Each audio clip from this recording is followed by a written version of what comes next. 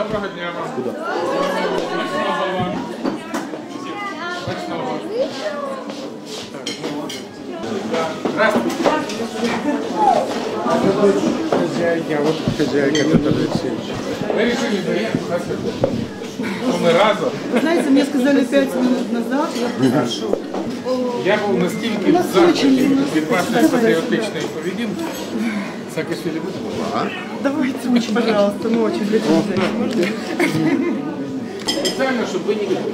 Тому що якщо ви ще... Знаєте, я хотів проїхати по Одесі, сказав, що у вас найсмачніша кава, найсмачніша. Надеюсь, что вы так будете. Можете чуть попробовать, но на вашу пробу.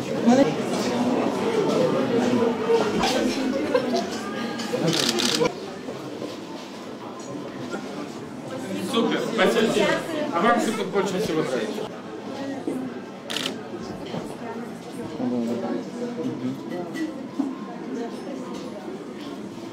Спасибо огромное.